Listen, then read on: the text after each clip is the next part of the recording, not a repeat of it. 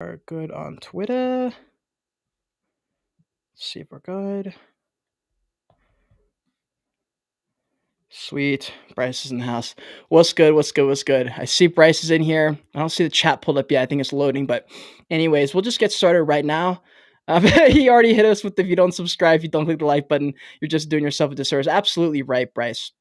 Well, anyways, welcome to the Joyage Kingdom. We have a really exciting episode today. We have the head of game development over at Parallel NFT, and this is a sci-fi card game NFT. So this is probably something that most people haven't seen or heard of yet. I've only probably seen one or two card game projects in the NFT space so far. So this is going to be exciting for me. I'm really just pumped to pick a brain about this shit just because it's new, and so I wanted to bring it for you. For you lot, if you guys have any questions, make sure to drop them in the chat. But anyways, we're gonna get started. I'm Cade, your guide. We will be replacing little voices inside your head for now, giving you a break from the constant internal monologue that is the human mind. I want to say thank you first for listening or viewing on whatever platform you're on. If you haven't already, smash that like button, subscribe to the channel, join the kingdom. We're gonna get started right now. We have Koji on the podcast. Boom. What up, G? How's it going? Good, man. I was just so people who don't know, we were just like in the chat right before we went live. Somehow jealous I am of the Shure mic. Also, just my own curiosity with the Shure mic, how much of a pain, or is it a pain at all, for that audio box? So you have to buy like a separate thing, right? It doesn't like automatically sync up. Yeah. I mean, you need some sort of like analog to digital device. Is it a pain? I mean, if you have the space for it, it's fine. But it's just one of these things. I mean, I was lucky in that I had some equipment. I used to be a musician, so I had some stuff kind of lying around to like help me with all of this to begin with. So it made it a little bit easier. But yeah, it's fine. It's just one more thing that can go wrong, though, I guess. Yeah, that's what I'm worried about, bro. Because this is a good mic. It's a video cam, or it's a video mic, but it's like it's baller, bro. Like this video mic is baller, and it's hard to let it go because it automatically syncs with my video. I really love Yeah. it. But anyways, you said you were a musician. Are you still doing that at all, or are you pretty much full out NFTs now? Yeah, no, I'm definitely full NFTs at this point. No, I was in a few touring bands like way back when, and a bunch of us started getting married and having kids. I was one of the last actually, and And they so pressure you that to get married and having kids, bro? well, I actually I'm not married. I do have a kid, but Okay. I'm not married. But actually, two of the bandmates got married to each other, so that Oh made shit. things even harder because you think that like okay, so you have a kid, you're married, maybe your husband or wife can watch the kid while you're playing the show, but because they're both husband and wife, they're both in the band. There's this, like they'd have to get a babysitter every time, and if we went on tour, like that just wouldn't be Yeah. possible. So Shit. yeah. Damn, dude. That's wild though. That's really cool that you're in that. That's a totally different life than most people lived.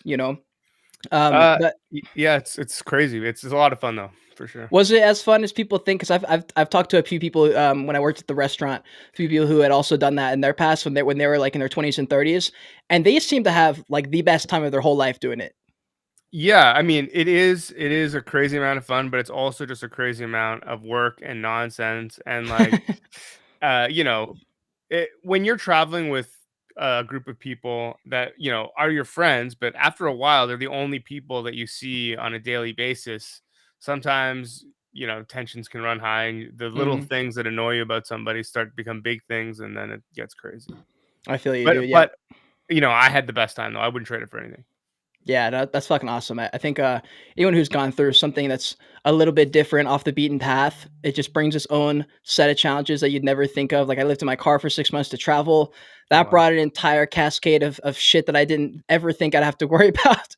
A lot of Yeah. mental things because I was alone, but it was a wild thing. But anyways, so damn, I mean, you transition from musician, doing some other things in your life, and then you dive straight into Web3, or like had the whole parallel NFT head of game development happen? Did you go into gaming first, and were you working like a Web2 like a Web2 job in gaming or something, or? Well, so I've always worked in tech. I mean, even when I was doing the musician thing, I was lucky enough to have a job that would let me sort of come and go if needed when we had, music related things to do. But before or during that period, I guess I was working in tech, not anything as fun as games, but I was making software for lawyers, basically. Um, and and then I also on the side, we were talking off mic about podcasting. On the side, I Yeah. was doing podcasts for a startup uh, started by a friend of mine that I had met in university, and He's actually the one that kind of brought us all together to do the whole parallel thing. And I should also mention that on my off time, I spent a lot of time both playing board games and designing games, and predominantly not video games, Mhm. but board games and card games and that sort of thing. And then when the time came for Parallel to kick off, he came to me and was like, "Look, we want to make a game. Do you have any ideas?" And looking at the space immediately, I was like, "Well, it's got to be a card game because like you look at the buy, sell, trade aspect of NFTs, it only makes sense that the game should be a you know a a game that sort of incorporates that sort of thing. So if you look at things like Magic or Yu-Gi-Oh or Pokemon or whatever, like part of the fun of it outside of the game is the buying, selling, and trading of those cards. And Absolutely. so that's kind of where the idea was born from. Yeah, no, I agree. I grew up playing Yu-Gi-Oh! Got a lot of amazing memories of Yu-Gi-Oh! Pokemon. I did have my Yu-Gi-Oh! Cards stolen one time in a Books A Million. I went to go pee. I don't know why I left my cards out there. Some kid came and stole like literally everybody's cards. That was one of the worst moments of my entire childhood. I remember we were like trying to get the fucking cashier to like open up the video cameras because we were like, this guy literally stole all these people's cards. But Yu-Gi-Oh! Is the shit. Yu-Gi-Oh! Is a really, really cool game. You're right. There's a lot of people who play, a lot of people who collect. For me, I always collected holographic cards. I just like shiny shit. I Yeah. played the games, but I mean, has any of those games like Magic, Yu-Gi-Oh, Pokemon has that actual lore side of the game impacted parallel NFT at all, or all new Well, ideas? I mean, I in that you know, I think that something like Yu-Gi-Oh or Pokemon especially are part of a bigger sort of IP space. They're trying Mhm. to tell a story that's bigger than just the card game. And I mean, Magic has a story, but I can't tell you what it is. And I love Magic.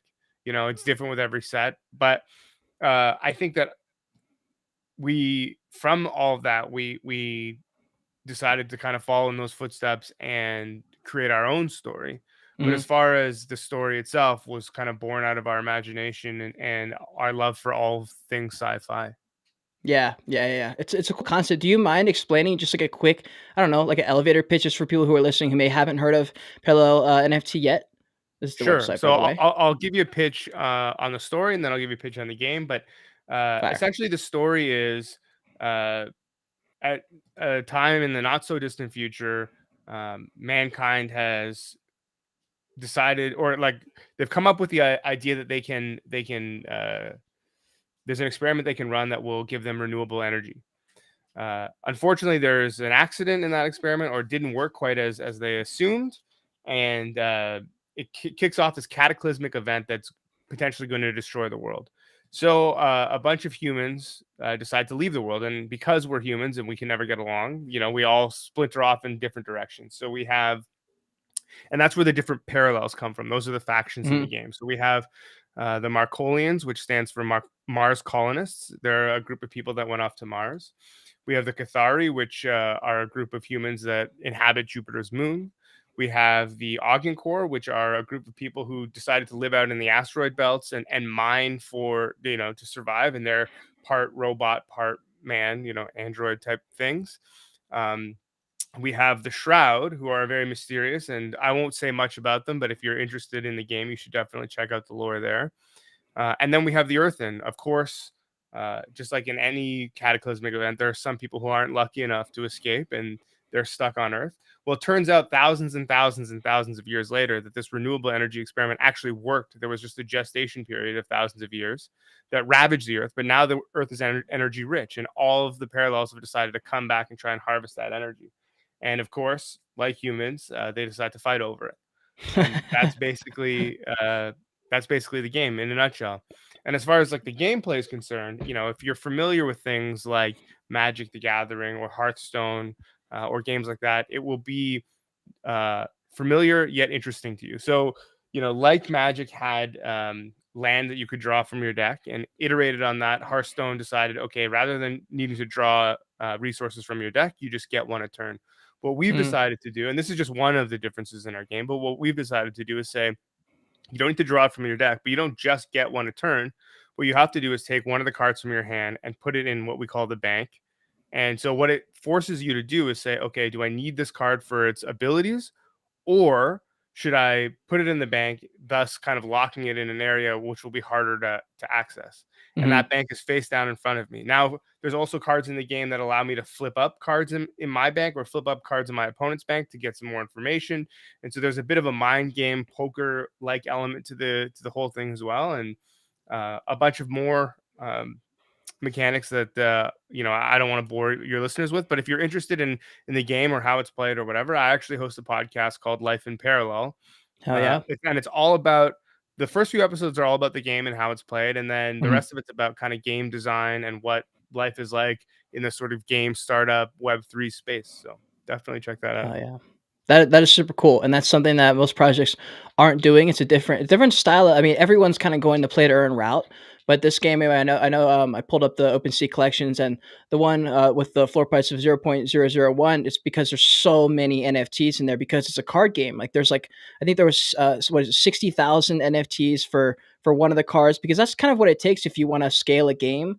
Like Yu-Gi-Oh, there's like a billion different of every single card, and that's the way it works. So it's probably a little bit of a almost like a learning curve for these people in the NFT world because they're used to like a 5,000 collection. They're like, why does this project have so many?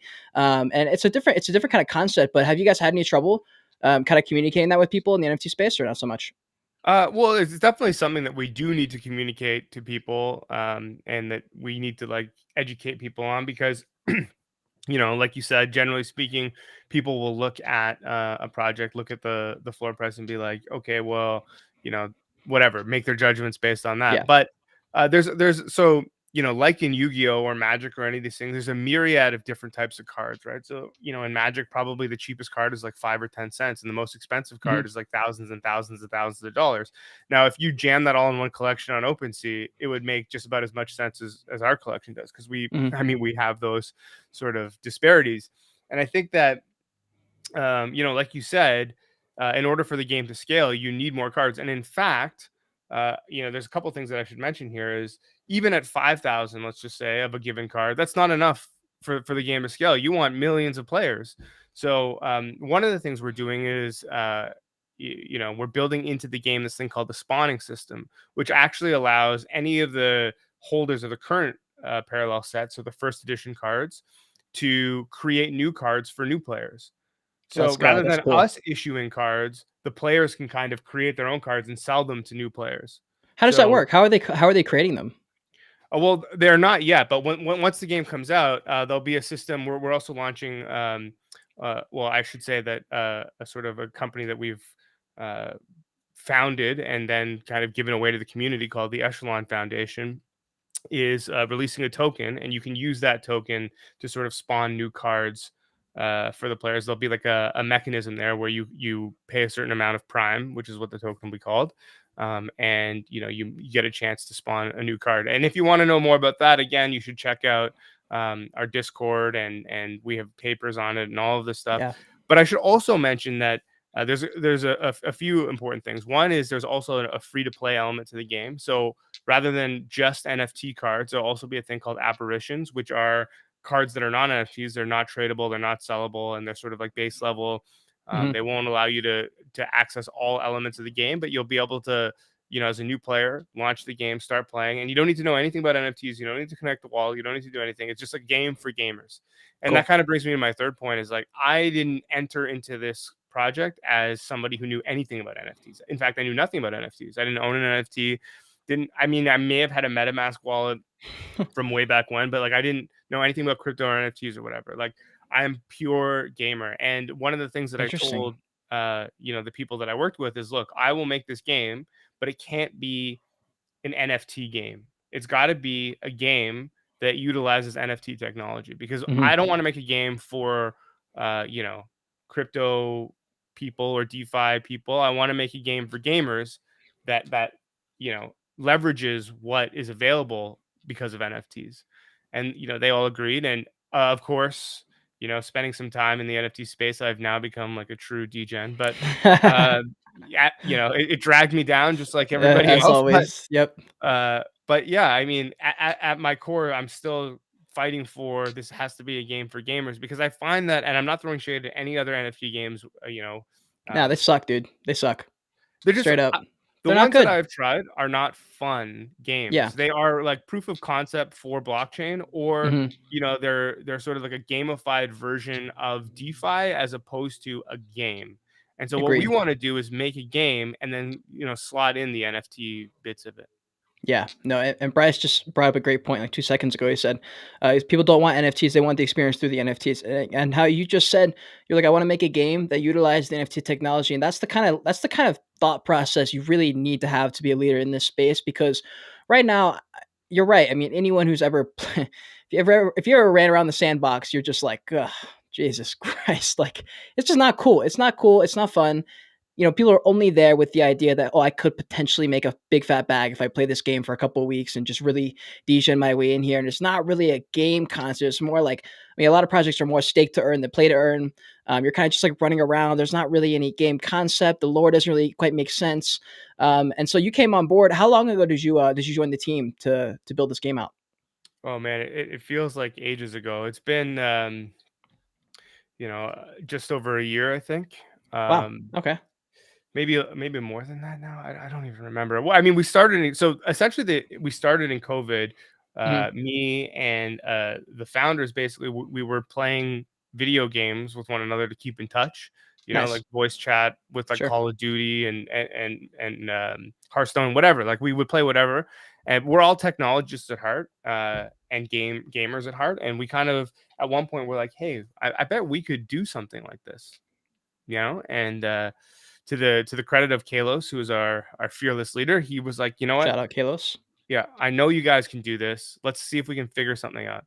And he came to me and was like, we need a game. Do you have an idea? And I was like, absolutely. And then You're like, do I have an idea? yeah, then I hung up the phone and I said, fuck, I don't. Oh, can we swear? Yeah. Oh yeah. Yeah. I've I've Oh yeah. I've said I've cursed like 6 times already. Okay. I was like, fuck. Yeah, I don't have any idea. Well, Um, you didn't have it. You didn't have an idea for real? A gamer of well, all those years, you didn't have an idea that you I wanted to mean, make your own? I knew that I wanted to do a card game, but like, how do you make Okay. it novel, right? Like, the Right, right, idea is right. like, I don't want to make a clone of Hearthstone. I don't want to make a clone of Sure. Magic. We want to do our own thing. And so it came to me one night, and I started scribbling in a notebook, and then uh, we started building. And I also have to give a huge shout out to the game team, Connor, Carson, and Alex, for making the game. Taking my idea and running with it and making it a great game. Because Hell I will yeah. say that like I would be nothing without those guys.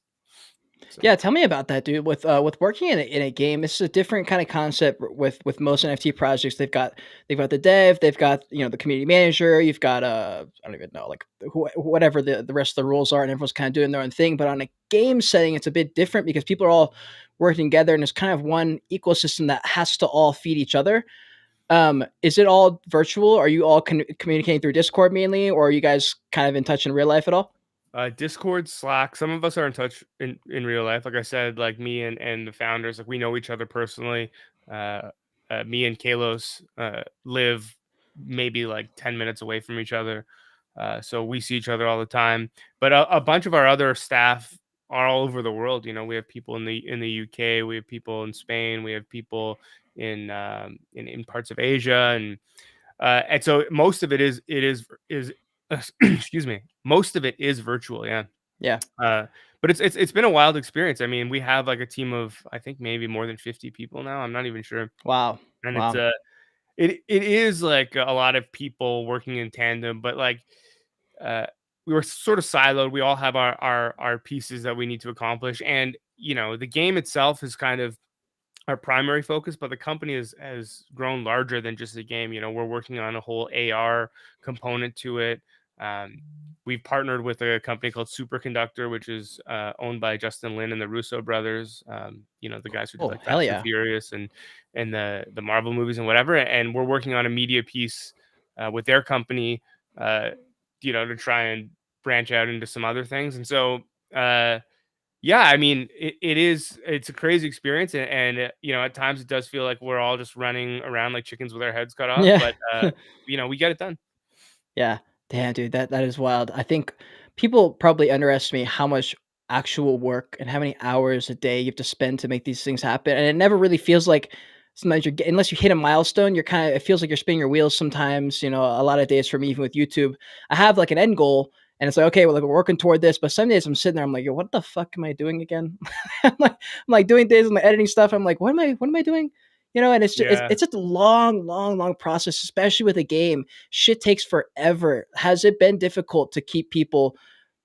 I don't know. Like, I mean, look, you've got an NFT project, you've got people investing. You're like, look, guys, it takes a minute to make this shit happen. There's a lot of aspects. You got to get the lore down. You got to get it. I mean, for some, like if you want to replicate like Yu-Gi-Oh or Pokemon, like if you want to get a show going, that's a whole entire thing on its own. You got the game. You have all these mechanics. Is that difficult? Is that situation pretty difficult or? Oh yeah, it's a constant struggle. I mean, it's probably amongst the most difficult of our situations because I mean, uh, the issue, right, is that as you know, as somebody who lives in the sort of crypto space, crypto probably runs at like 3x speed, if not faster. Oh my You god, know, yeah, yeah. and I would say that game development is probably like halftime.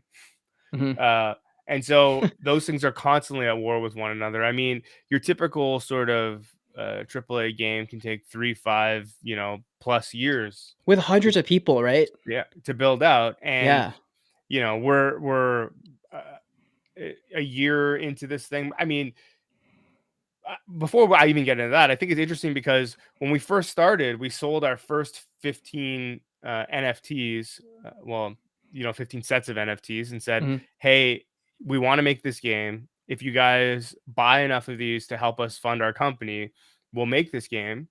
If not, you can keep the NFTs. We'll give you your money back, and we'll go our own way." yeah, And they did. And, to their credit, they did. And we were upfront, and we've always been upfront about everything we're doing. But that's just to say that we started. There was like, um, you know, 8 of us basically, yeah, and we kind of worked our way up to this. And so we weren't 50 plus strong from the get go, hammering away at this thing. And even with all of that knowledge, a year into it, people are just like, "Well, where is it?" yeah. You know, When and I, game, and and I understand that because uh, again, in the NFT world, people want things right away, and it's not sort of a long view thing. It's one of the things that I learned while working on this, and luckily we have like a fantastic community of people that chat with us all the time.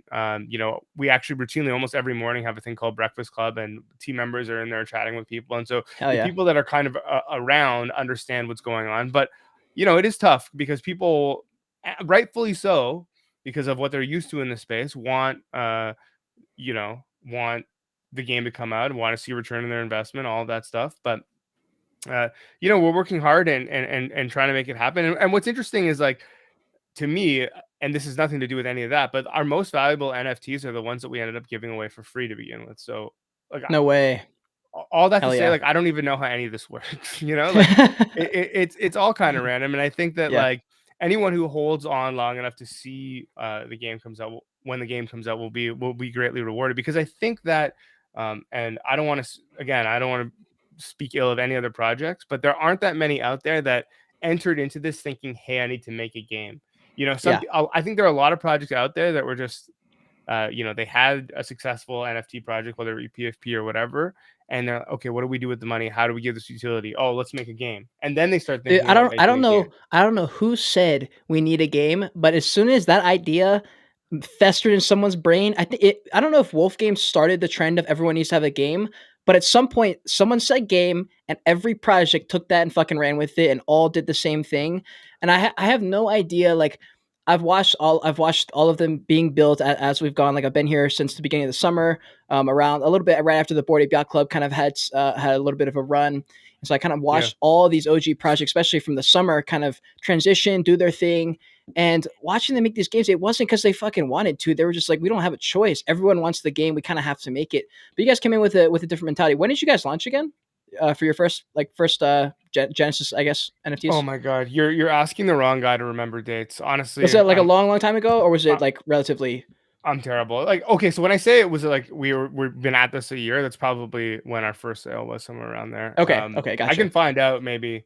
Um, Well, actually, I can maybe pull one up and see. Hold on. Let me if I scroll back on the activity, they oh, can good pull up luck. from. Let's see. Let's Uh, see. but yeah, I mean, just to go back to what I was saying, I think that like what we Holy need, shit! May 27th, 2021. Sorry to interrupt you. May yeah, 27th. This is a for anyone listening. This is OGer than 99% of projects out there right now. That is a very long time ago. Yeah, in the NFT space. Damn. Yeah, Yeah. that's it.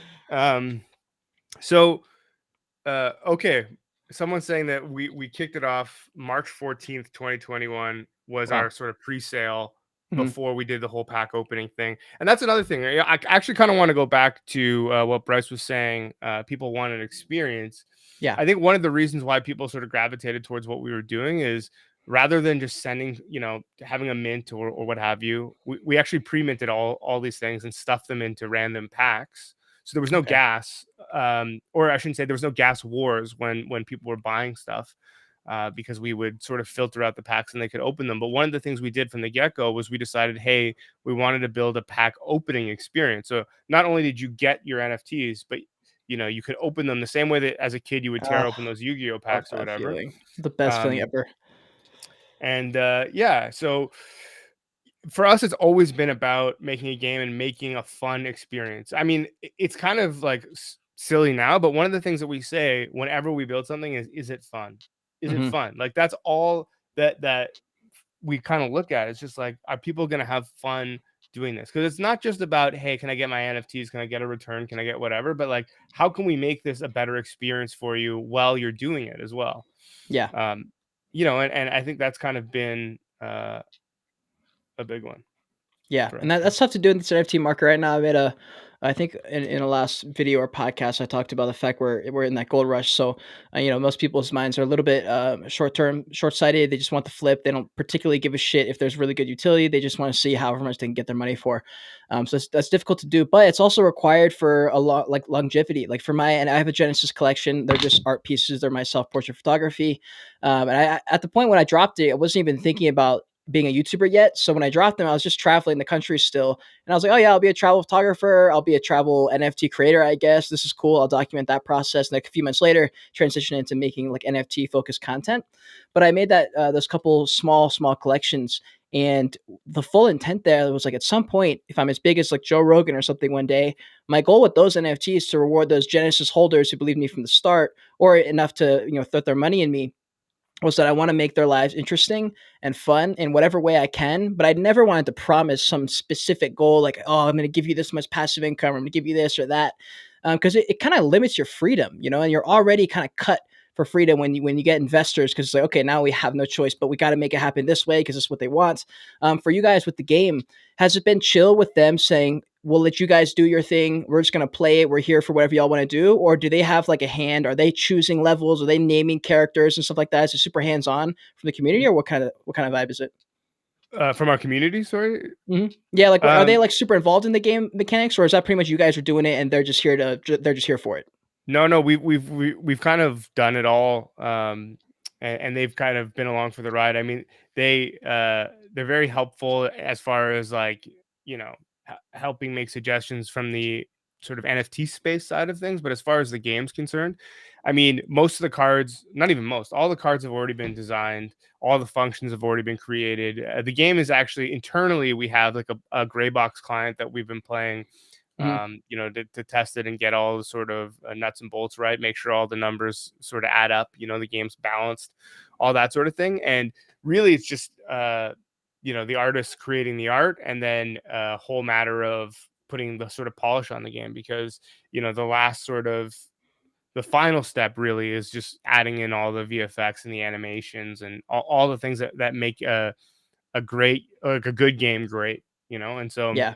we're pretty much as far as like the design element from a game standpoint is we're we've got it all sorted out. But as far as the community is concerned, they're always kind of giving us suggestions like, hey, for the next sale, why don't you try this? Or Yeah. and we listen to everybody. Like I said, we have a regular call Monday to Friday in our Discord called the Breakfast Club, and team members jump in and out and people talk to us, they ask us questions, they give us suggestions, and we're always listening to what our community has to say. And in fact, most of the for initial hires that we brought onto the company were from our community to begin with. No way. Hell yeah. How did that happen? If you could give advice for someone who wants to get onto a team and they're like, "Yo, I got some skills here and there. I think I could offer something." What you got any advice? How'd they get your attention? I mean, they were just around giving suggestions and talking to us and had some really good ideas. Some of them had relevant experience in the fields that we were looking for. I don't know. It's one of these things where the more you kind of are around and are helpful and whatever, the more you stand out, and eventually, now we've got a whole thing where the mods will recognize community members and like, hey, we might need some more mods. Let's bring this guy sort of up the ranks and make him a mod. And then usually from the mod pool, we're like, okay, well, this guy's doing a really good job. It turns out that he's really good at X, Y, Z, and we need somebody to do that. So let's actually take that guy and hire him, and it's not everyone, but for sure there's some spaces that we filled from the community. It's been amazing because those people kind of started out as community members, became our friends, and then became Yeah. colleagues, and it's been like perfect. That is wild. Yeah, that is so cool. Everyone on my team has come that way super organically. My head mod, even though I don't have a project, I have like my own brand that I'm building. So we're kind of like testing things out. Like at some point, maybe I'll drop an actual collection at some point. But we were like all like relatively. I mean, everyone's relatively new to NFTs. No one's really been here for more than you couldn't have been here for more than like 3 years anyway total. Yeah. And so for most people, they're here for like a year or two. And so we were just doing the Discord talk about NFTs, be like 1,000 people in there, and he's just always been there helping. And I was like, yo, dude, you're pretty much already a mod at this point, like with the shit you're doing, you're Yeah. engaged with everyone, you're helping me out when I'm not there. You can just make you head mod. I'm going to keep growing in the space. That's a flex for you. It's something to put on your resume. Same with my head community manager. So my head mod and my manager just came from like them being cool and helpful in the Discord, recognizing their name. They pop in all the live streams. Bryce is in here right now. He's my head community manager. He's in here like every single time, asking where he can help. And I'm like, man, at some point when I'm able to go full time, get a payroll and like get a real thing going here, those are the people I want on my team. I don't want some like, even if someone's like a professional community manager, I'm like, nah, I want my people. My people understand me. They understand my brand. They're here because they like what I got to offer. And so Totally. that's fucking awesome that you got those people in that way versus hiring, I guess, the more traditional route. Was it kind of like, was there like a interview system, or was it like, no, we know him, let's bring him on, we know his stuff? I mean, there was a very, very relaxed, slight interview process, I would say, but not in any formal way. Just like, hey, we need some people. What do you think about doing this? Well, what's your Mhm. sort of relevant? Do you have any relevant experience in this? And that was it. Basically, they were Yeah, just like, yeah, I'm in. Um, while we were talking, actually, just to go back to the pack opening thing, I sent sure. you a video of our latest pack opening experience via Twitter, I think. Um, Okay, and, let's and see. I'm wondering if we could maybe show it because that's one of the things that I'm really proud of. It's just one of these small things that I think that, and again, this is no shade at any project because I think that I've minted a bunch of NFTs and just got them delivered to my wallet, and I'm just as happy, or I'm not just as happy, but I'm happy with that.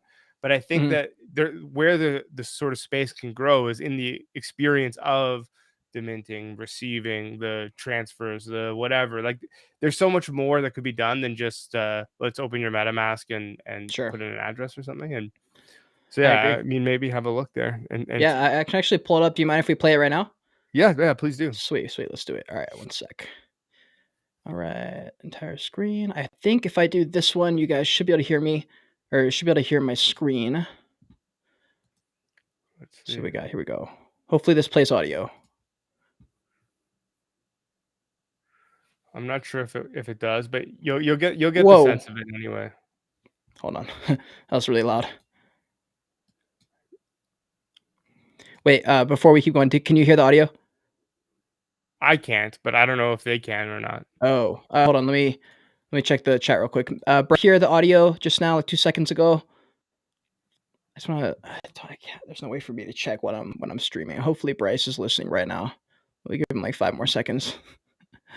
Audio Is is there? not working. Okay, let me switch over to the other stream. One sec. Here we go. I'm gonna go my Chrome tab. This should work. This is crazy, the Um, setup you've got. I like it. I'm Hell yeah, jealous. thank I, you. I don't know how to do any of this stuff. Dude, I'm literally learning as we go. Those first few podcasts brutal. That was a tough learning experience for me. Okay, this should work. I'm like praying to God this works. If not, I'm sure the video is just as good. But let's see what we got.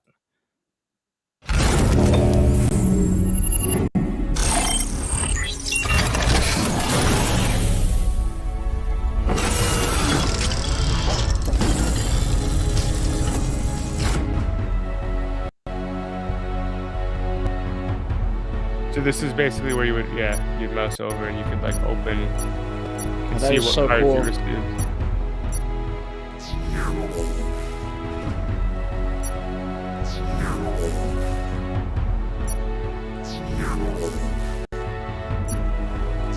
Yeah, there you go, and you get a preview of some of the art as well. Let's go.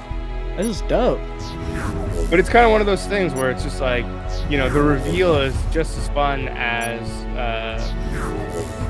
having and owning the NFT, the experiences. Yeah. For me, anyways, like the two things that I really wanted to get out of this whole thing was how do I make somebody who's experiencing this feel like a kid again? One is a pack opening experience. The other is like, I want there to be like, that digital glass case where you can go to the Magic card store or the, whatever, and you see the like coveted items, that's kind of like what OpenSea is now. You go there and you're like, oh Yeah. man, I wish I could have this thing, or I wish I could have that thing. And that's one of the things that I loved as a kid. I would go to the card store and look in the glass case and be like, one day I'm gonna own that card.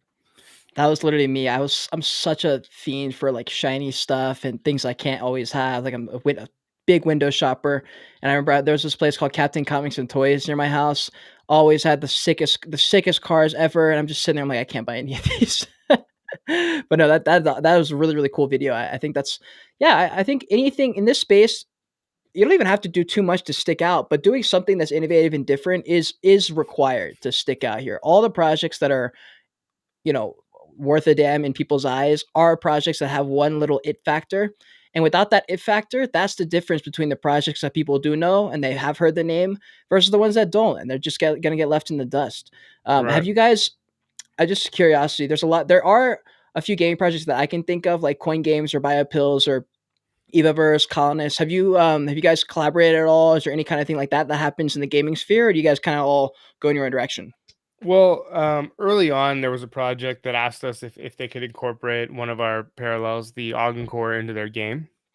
Uh, and we basically said, like, I don't even know if we could stop you if we wanted to.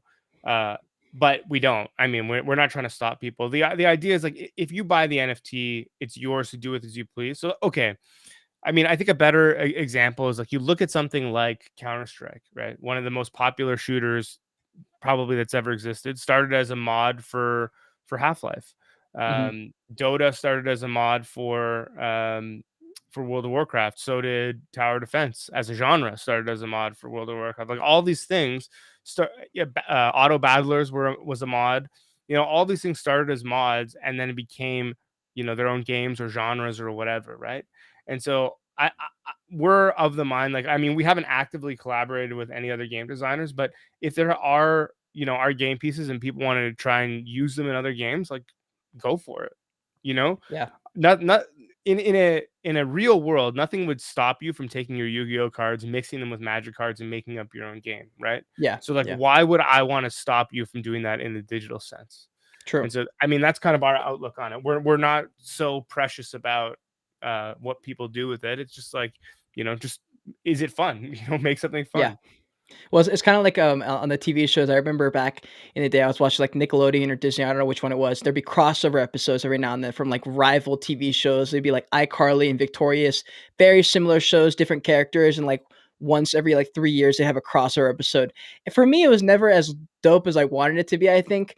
Yeah. But I guess, when I was asking a second ago, I also meant, not just collaborations as far as, like, working together, maybe, like, collaborations as far as, like, pinging ideas off of each other, like, "Hey, have you guys tried this? Like, do you wanna do an AMA together on Twitter, like a Spaces?" Is that something that projects do, like, in the gaming sphere? 'Cause I know a lot of projects in the PFP collection kinda like to team up and do spaces together. Some projects are straight up buying out projects, you know?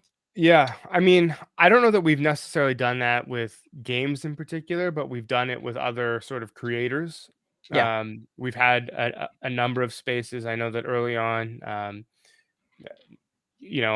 Kalos was on with these. We've done spaces with people like Sobi. There's an organization called Paragon's DAO, which deals in Web3 gaming. Mhm. And they kind of, I think they grew out of our community and created this whole DAO that is now, not just focused on parallel, but all sorts of Web3 games. And we've done spaces with them. And shout out to those guys because they're super cool dudes. But yeah, I mean, and we've been on other sort of like Web3 sort of gaming panels. Yeah. But for us, it's just like, I mean, I'll talk to anyone who wants to talk to me about this game. You know, Yeah. I love kind of sitting down in front of a computer on a microphone and shooting the shit. Uh, yeah, I mean, I think what you're kind of saying is right. I think that sort of rising tides raise all ships. Yeah. It's not as if a lot of people look at it like competition. Even if there was another Web3 card game that got super popular, would I be like, oh no, they're stealing our clientele? Like, no, absolutely not. I'd be Yeah. like, yes, please, because it will bring more people into the Web3 card gaming space. And then it'll be like, let's see what's out there, you know? And I liken it to things like Magic and Hearthstone. I always go back to that. But like, I play Magic. Does that mean I will never play Hearthstone? No, absolutely not. It means I'm more Right. apt to try and play Hearthstone. You know, if you play Call of Duty, are you going to try, Fortnite or Valorant or one of these other shooters? Of course you are, because you already have the skill set. It's a genre that you enjoy. You're not going to shun those other games. You might have one that's Right. your favorite, but you're still going to try them, you know? Yeah. And so I say, the more people in the space, the better. Tell me your thoughts, because tell me your thoughts on the fact that I feel like right before NFTs were a thing. I can't remember the exact years, but like right before NFTs were big with games and stuff. I remember that the Web 2 world, or whatever you want to call it, influencers, gaming fucking blew up. Like, I don't know what years. It was it was the last few years, I mean, we Yeah, had Ninja, we had Tifu, we had this whole thing with the FaZe clan. Like, all these massive gamers are just coming out of nowhere. They are all the cool kids now, which is funny as fuck. Because I remember when I was growing up, it's not like people talked about games. People played video games and stuff, but like when I was growing up, the cool kids were like the studs who played football and stuff. Like, those were the for cool sure. kids. Gamers were like, it wasn't even like a thing, I guess. But now this whole world where streamers and gamers are the coolest people on earth. Everyone wants to be a streamer. It's like the thing to do.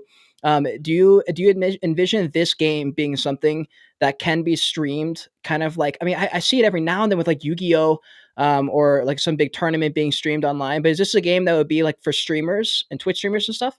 I mean, that is something that we want, we hope will be a thing. We're not going to force it down anybody's throat, but we are going to try and build in spectator modes and streaming modes. And there's games out there that will block sort of copyright content for Hmm. streamers. You can turn on a streaming mode, and we want to build in all these tools to allow people to do that, and we just hope that they adopt it. I mean, I think that one of the worst things that you can do in gaming, not one of the worst, but like, I think it seems disingenuous when there's like a sponsored content section of a streamer stream, and it's just like, hey, this company paid me to play their game, so I'm going to play it on stream and maybe you'll like Yeah, it. My goal, and this kind of goes back to building a game for gamers, or just like, is it fun, is just, I just want to build a game that's uh entertaining enough that I don't need to pay somebody to play it in yeah, that regard. I mean, obviously we have like a win to earn element to our game. So like, anyone who plays who's winning will earn. But I wouldn't want to pay an influencer to be like, hey, you need to play this on your stream. I would yeah, like whatever influencers who are interested to be like, hey, you know what? I heard about this game. It's really fucking fun. I want to play it on my stream. yeah. Have So you ever streamed at all when you were playing games? no, no, no, no. Nah. No, no. I'm yeah, no, my like real gamer days are behind me. I mean, Ah. I grew up before the esports boom, and I was actually playing semi-competitive um, Counter Strike like way, way, way, way, way back before you could actually make any money or do anything with it. It was Yeah. just like people setting up tournaments online with teams and stuff, and I did that for a while. But yeah, no, I mean, at this point, I'm like quintessential boomer. My skills at most games are terrible. I still like my probably my most played game, and it's a bit of a joke in our Discord, is Binding of Isaac. So Wait, I what mean, is it called? the Binding of Isaac. Binding of Isaac. I don't think I've heard of that game. Why Oh, is it a joke? Why is it funny? well, because it's like I mean, they still make content for it, but it's a game that came out like I don't know, started as a Flash game. Mhm. So it's like old, and I don't know. It's kind of, if you know it or if you played it, you'd see that it's sort of a very old school indie, I don't know, roguelike type game. It came out in Gotcha. 2011. Okay. Um, but yeah, I mean, it's one of these games that it's like not super hardcore competitive or whatever. Yeah, every once in a Yeah. while, like in the community, we play Fortnite together. We have a game night semi regularly Nice. where we play various games together in our Discord and kind of hang out. And I partake, but I very rarely win unless it's like a silly game. You know, like That's nice. one of my favorite games that we play is a game called Crab Game. Anyone out there who hasn't tried it, I think it's free on Steam. You should get it and try it. I've never laughed so hard in my life Really? than I Wait, have what's it playing that called game. again? Crab Game.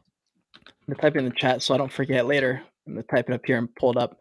Crab game. Yeah, Interesting. check it So it's a out. funny game. Uh, yeah, I mean, it's sort of like a humorous, shitty take on Squid Game. Oh shit. Okay. Um, but like it is every time we play it, we just laugh hysterically. I mean, I don't think it is sort of meant to be funny. It does have like a challenging element to it, but it is like there's something about it that just I don't know fills me with joy. That's awesome. Well, like for me, I thought about streaming games. Like there was a period where I was streaming a lot. I still stream a lot on YouTube, but it's not like gaming stuff. I'm not a big gamer. But I've always like I never grew up playing any kind of first person shooter games, which is what a lot of people play and stream. That's what people are interested in. Like I fucking grew up playing like Mario Karts on Nintendo 64, Yep, Pokemon on the Game Boy, like those kind of games. A lot more. I don't know. I like the adventure style games. I just don't know how well those stream, but I thought about doing them. I'm still thinking about getting a camera setup where I have like my camera in front of me and then a top down of literally me playing on my Game Boy or something like that. I have no idea if that's interesting for streamers and stuff like that. But I'm sure it would be. you think I'm sure so? it would be. Yeah, yeah. There's a market for anyone, man. People That's true. like the reason I started playing Binding of Isaac again was because there was a streamer that I really liked that was playing it on stream, and I was like, you know what? That reminds me, I really like this game, and I don't know like how big an audience there is for that game, but Mhm. it's yeah. I mean, I think that there's certain people that it will resonate with, and they'll True. kind of like latch right onto it. Yeah. True. Where do you see the NFT gaming sphere headed as far as like, are we close to VR in augmented reality in that world? I know what's his name, Zuckerberg has made a few videos for Meta, and everything looks cool. But I'm like, when I see that shit, I'm like, bro, we are far away from that. I feel like a few years at least, right? Well, yeah. I mean, I don't know how because things can move quickly and sentiment can change like pretty much on a dime. Mm, So it's really hard to say. But what I will say is that I think if you've tried it, the first time you try it, it's undoubtedly you're like, this is the fucking future. yeah.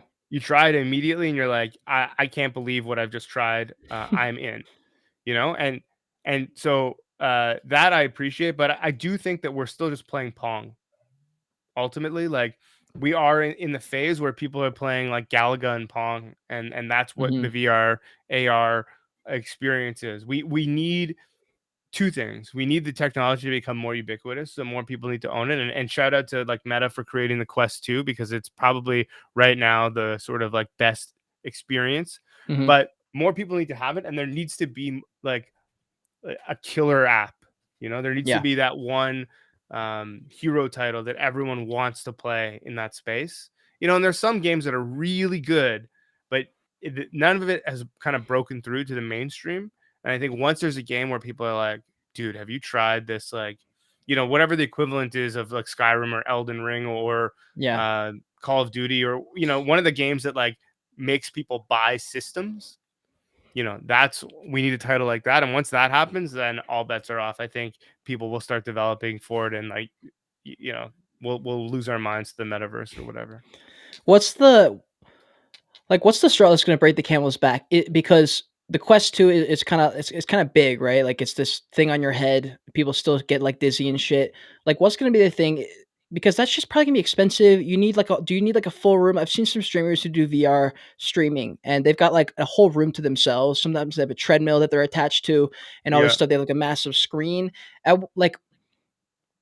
What is that first round you think gonna look like? Is Quest 2 gonna be, like, the VR first round? Is that what it's gonna look like, you think? I don't know. I don't know. Like I said, it's hard to say. If they if there was a game that came out tomorrow that people were like obsessed with, I think it would be Quest 2. If not, like I think we're on the precipice of some other companies getting into the VR AR thing. Like, Mhm. there's been rumors that Apple is going to get into some like AR glasses. Obviously, Probably. Snapchat has been working diligently on their AR tech, um, and just So who knows? Maybe it's the next whatever the next headset is that comes out Yeah. that will be the thing. Right now, I don't think we're quite there yet. There isn't enough. My favorite game right now, because I have a Quest 2, my favorite game right now, and it's a game that we play with our community on one of those aforementioned game nights, is something called Walkabout Mini Golf. And Okay. if you play it with friends, it's like one of the most fun experiences as Really? well. You just kind of like walk around, you can shoot the shit while you're playing mini golf, and it's so easy to just I don't know, man. Again, it's one of those things where with the right people, I'm just laughing Yeah, so yeah, hard and having a great time. And I'm not somebody who normally laughs very much or, expresses in a large way, but when I'm some of these things like crowd game, like just can't walkabout mini help golf it. with my buddies, I'm just like, I can't stop laughing. I'm really excited for that because, as I said before, I'm not a huge gamer. Like I love playing Pokemon, but even now, like I remember I bought a DS or a Game Boy like 6 or 7 months ago. Played it a few times. I was kind of like, like I don't know. It needs to like I don't know like I don't fucking know. It needs to get some like the blood going for me, and so I'm Yeah, I know what excited for you what mean. that looks like because I saw on Meta's thing or someone's trailer about the VR. And I remember I showed my mom this because she just didn't understand. I was trying to like explain. I don't know why I was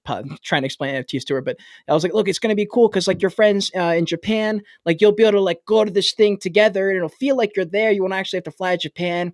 And she like couldn't get it, but then I was thinking, I was like, if we're in a world in a virtual reality setting where we have our headset on or whatever, and I'm actually able to be somewhere in my head or playing the game and really feel like I'm there with my best friends and we don't have to leave our own room, that is going to be so fucking addicting. Like at that point, are we really headed to that metaverse like world where people are in their rooms all day long, Wally style? Have you seen Wally? Yeah, yeah. Like, is that where we're headed, you think, in the next 50 years kind of thing? A world like that? Or like a Ready Player One scenario. I mean, Yeah, who yeah, knows? yeah. There's so I'll say this that like even the rudimentary experiences that we have now are pretty amazing when it comes to sitting and playing games with people. Because even when you're playing, again, we'll use Walkabout Mini Golf as an example, but there's a bunch of games that do this, and they have their like shitty looking 3D avatars. Well, shitty looking, but like decent enough for VR. Mhm. And when they talk, their mouths move, and you can see their hands moving, and you can wave, you can like fist bump, all this stuff. It's like almost enough. You're just like it's one layer close to like I'm hanging out with my buds. Yeah.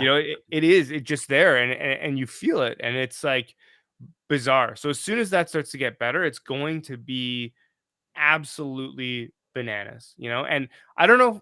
I mean, maybe there will be people that just kind of lock themselves in there and just live that life, and we'll see. But yeah, I'm not sure, honestly.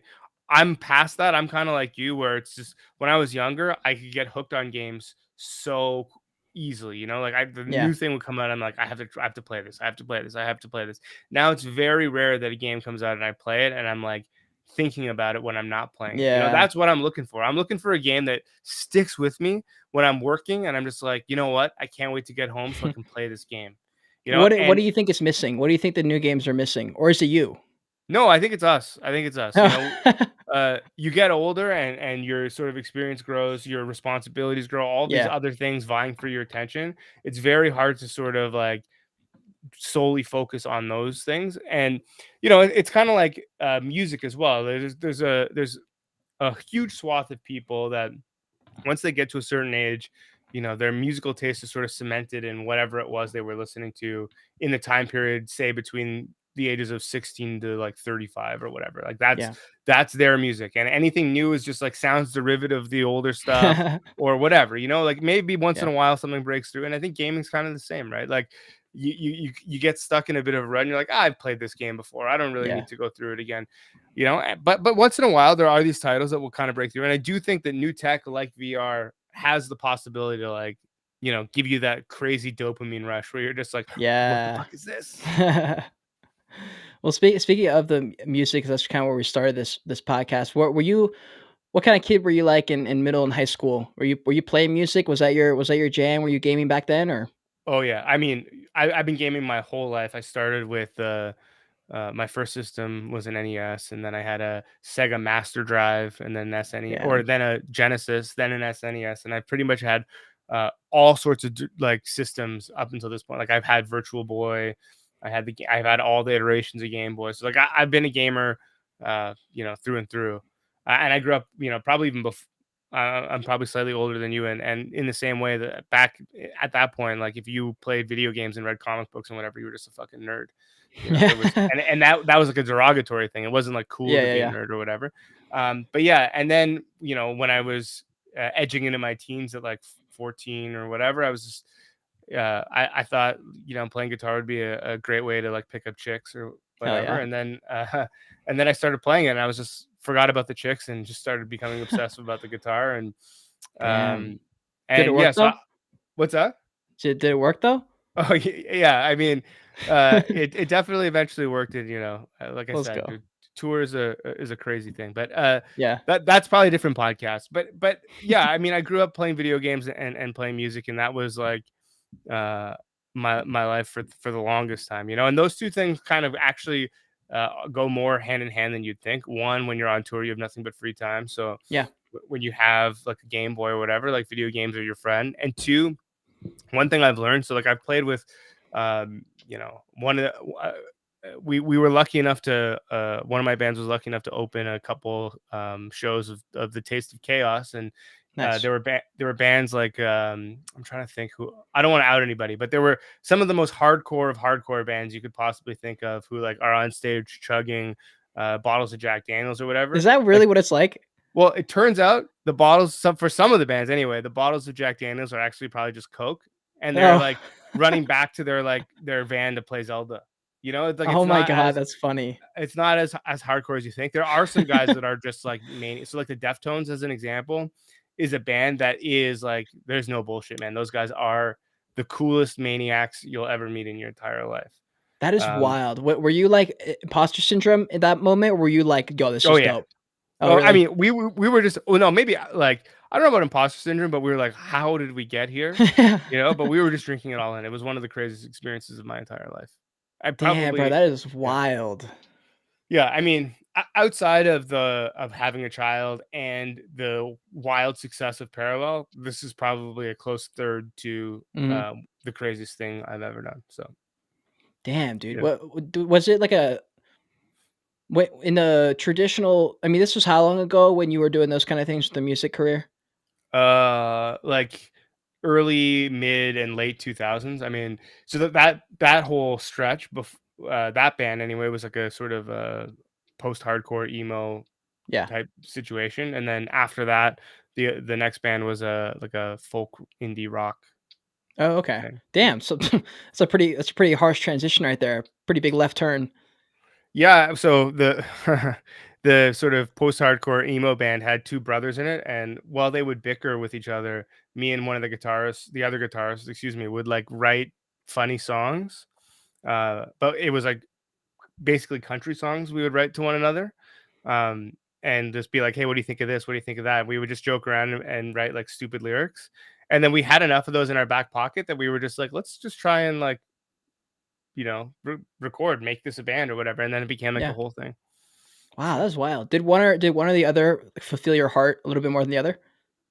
um, Like, while you're playing? no, no, because quickly after the new band started, the old band sort of dissolved. One of the Okay. brothers got hired by, at that point, it was LucasArts, then became Disney. He moved to Whoa. Singapore. And so once that happened, the band was just kind of done. We didn't want to replace him Yeah. because he was instrumental in the whole thing. And so I was lucky that I didn't have to play. There wasn't like a Sophie's Choice sort of scenario. But yeah, I mean, if we're being honest, as far as like musically, probably like post-hardcore and emo hold the biggest pieces of my heart. I mean, you can see there's like a behind me here. There's a Joyce Manor record, and there's a Pup Yeah, I was record. gonna ask about what all that stuff was in the bag. It's really interesting. Yeah, so these are all records here. This is a book of Pokemon. Here's No way. Wait, you got cards in there? no, no, no. Like it's actually like a bestiary or whatever, like a Oh, guide to fuck, that's Pokemon. cool. This is the entire run of a comic book called Invincible, which is now a Amazon cartoon or a, well, I don't know. It's on one of the streaming services anyway. Yeah. Really great cartoon. There's a bunch more comic books here, and then these are like classic literature, and it goes on forever. And this is Sid Vicious. That is super cool, dude. That is super cool. Yeah, I'm always interested to see what people have in the background, especially if they're like a entertainer, if they're a content creator, to see what they choose to put in the back. Like I have a bunch of NFT art pieces that I bought in the past that I was able to get like some real life, the real life piece of it to be sent to me, and it's just made somebody like adds so much more. I don't know, like personality to your own studio. You get to walk in your room and feel like I don't know. It feels like your own little place. That's a little bit different. For But sure. dude, that's fucking awesome. That whole story. I was so glad to hear that whole first part of your life and kind of how you. I mean, how old are you? You said I didn't say, but I'll be 39 this year. I'm 38 right now. 39. Damn, dude. Yeah. I mean, okay. So I feel this is a good way to end off. You got any advice? I'm 23. Got any advice to people in their early mid 20s? We're all struggling with this whole. I got to figure my life out by tomorrow or else nothing, but or else. And everyone, you got this tremendous walls are closing in on you feeling all the Yeah. time. Got any Yeah. advice for those struggling kids out there? Absolutely, absolutely. So, I the biggest one is like just be nice to everybody, regardless of whether or not they can help you. Just be nice to everyone. Um, and I say that because if you do that, you're more likely to befriend people and widen your network and what have you. And none of this would have happened. None of this parallel stuff would have happened if it wasn't for my friends. Is some buddies that I met while I was in university, and through them collected more friends, and then eventually we had a group big enough to do this thing, and it was born out of friendship and not out of business. So I think that you never know when somebody that is going to call you up and need your help with something, and it can turn into something big. So, and that's not the reason to be nice to everyone, but I just think like it opens more doors for you just Yeah, generally. So that's a big one. I didn't understand it until the sort of the music thing, and then this NFT thing. Um, if you're interested in something, if you're a creator, just keep trying to create, because you never know when the moment's going to happen. When I was younger, I was always reading books by memoirs by bands and whatever, and I was like combing through it trying to find like, how did these guys get discovered, how did yeah, they make it big, how, like, there's no how, like, literally everyone's path is different. And I think that, like, if you care about something, just keep doing it and hope that one day, if you try hard enough, you'll get an opportunity to, like, it'll shine and hit people in the right way, and then you'll be there, right? And there's no shortcut to that. So, like, you're out here doing the podcast, grinding content, and whatever, and that's the only way to do it. Like, really, yeah, if you're passionate about something, just keep trying. And like, everyone says that, and it seems like such bullshit, especially when you hear it from like a musician or a celebrity, whatever. And you're like, you're so successful. What the fuck are you talking about? Like, yeah, just keep trying.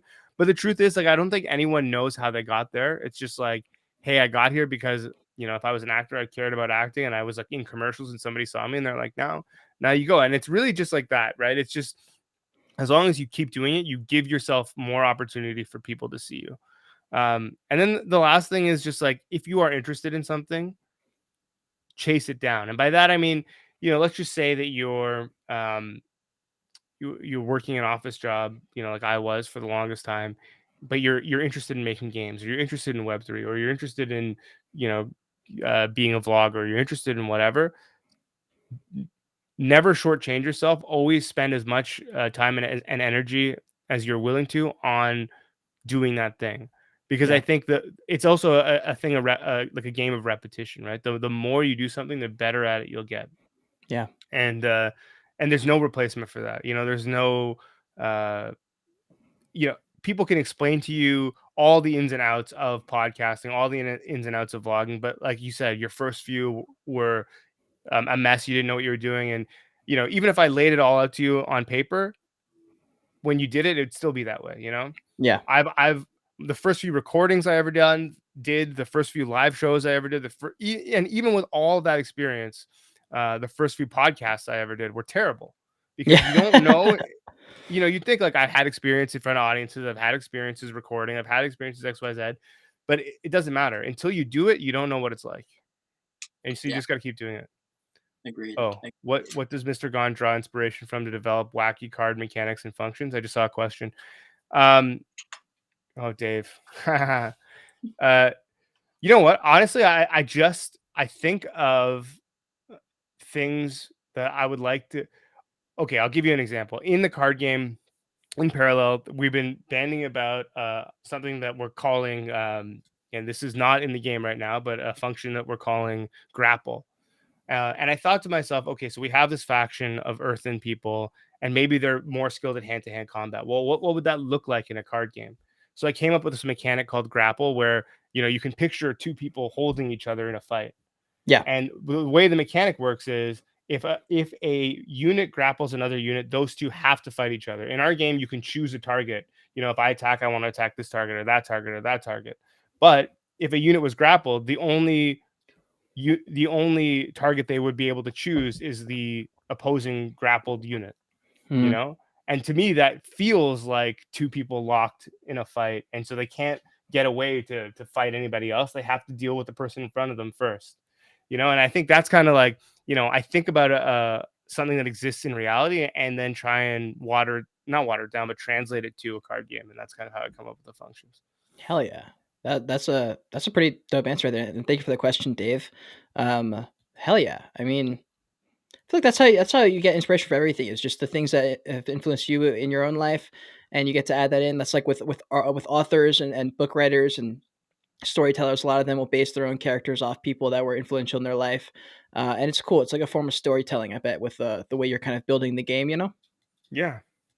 Hell yeah, Yeah, sweet. absolutely. It's and the one thing I will say with when it comes to creating anything, games, etc., there's no right way and there's no rules. So just like, go crazy. A bunch of Yeah. people said that selling NFTs and telling people outright like we need you to buy these to make our game. Let me put it this way: no studio was going to give us money to make this game. Hmm. We were able to do it because of the support of these people. And before this happened, people would probably say like you'd never be able to do it. But here we are. Yeah. Yeah. So One I hundred I, percent. I think that like forge your own way if you can, and just like I said, just keep picking away at things, and that's just the best way to go about it. It looks like we have one final question here from Dave. Who wins in the pull-up contest, Mr. Gon or Marcoli and Bannerman? Oh, Dave's memeing. So I'm a climber as well. Like I do a Oh, lot of no rock way. climbing, Okay. and as such, I do a lot of pull-ups. Yeah. And we had a debate a little while ago about the amount of pull-ups a person can do and all this stuff. And so, um, it's a whole thing now. So he's asking me. The answer is always me, Dave. I don't think anyone can do more pull-ups than me. What's your Not what's in- your n- max? You ever test yourself to see how many you can do at once? not in our community. I mean, I okay. So my most recent sort of thing was I was able to hang for on one arm. On a like a hang bar. It's like a thing where you get about that much finger Oh my god. space. And I was hanging there. I think we did 30 seconds on one arm, and then my arm felt like it was going to fall off. So there was that. As far as pull-ups, I mean, I've never like pushed myself to the max, but I think me and my friends did Oh my 46 fucking or god. 47 sets of five. Wow. No, no, no. Oh, okay. Wait, So we 47 sets of 5. Holy yeah, shit, that's a lot of that's a lot of pull-ups, dude. 235, I guess, Oh in total my over the god. span of like, I don't know, 40 minutes or something. That sounds absolutely miserable. It sounds absolutely miserable. And I've actually been practicing just for like, I don't even know, human sake. I was just trying to like hang out. Like for some reason, I don't know if anyone's tried this. I mean, you definitely have. Like hanging on one arm is hard, even if you have like full grip. For some reason, you can hold yourself on two hands for a good minute or a good while. Usually, most Yeah. people. But like holding on one hand is a completely different story. And I remember like a year or two ago, I was like big into the gym. I'm still big into the gym, but I was way into the gym. And I remember I was like fucking humbled because my friend who didn't work out nearly as much as me was able to hang from one arm for like 30 seconds or a minute. And I remember I couldn't do it for more than 3 seconds. And I was like, why is this shit so hard? It's tough. It's tough. But I will say that like the more you work out in a traditional sense, Hmm. like climbers have a very specific workout, but the more you work out in a traditional sense, the heavier your body is, the Yeah, harder it's going to be exactly. to hang on one arm. Right. Yeah, So 100%. don't feel too badly about it. It probably just means you're stronger than him. Well, actually, I so because of that, I started incorporating every time I warm up, I do like the dead hang, and I'll just like force myself to hold on to one, and now I can actually hold per arm for it's got to be close to 30 seconds now. So I'm fucking proud of Yeah. myself. Yeah. Nicely done. Hell yeah. And Bryce says Next step live is to this in the store master soon. the I'm one so arm I'm so pull. right now I'm working on the scapula things where you do this. I'm able to do a bunch of those on one arm, and it's Yeah, cool. I'm actually a big fan of what's it called, calisthenics. It feels good. Like I heard about this thing called animal flow, where you're kind yeah. of like you're moving like as like a caveman with someone you would way, way back in the day, and it feels good to kind of move your body in that sense versus just like the standard curls and bench press and stuff like that. Yeah, yeah. Well, I mean, I don't know if you're gonna be at NFT NYC this year, but I am. if you are, I'm gonna go climbing with some people, so you should join us. Oh hell yeah. Yeah, yeah, definitely hit me up. I'm gonna be there for a few days. I'm definitely gonna meet as many people as I can. I know there's a bunch of YouTubers who are going that I'm excited to meet in person. A bunch of peeps in the Joyage Kingdom. Hopefully they're gonna be there. We're trying to get Bryce to go. Hopefully he can make it with us. But damn, dude, Mr. Gon.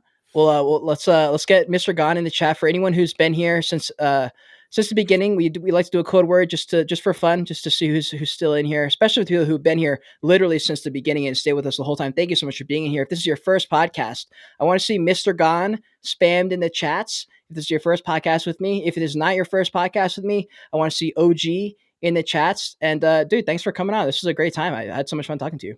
Yeah, thanks for having me. I'm happy to be here and do it. And the listeners probably don't know this, but we were supposed to do it earlier, and I was a huge asshole and canceled on you absolutely at the last second. But I'm glad that we were able to get this together because I had a great time, and I like happily do it again.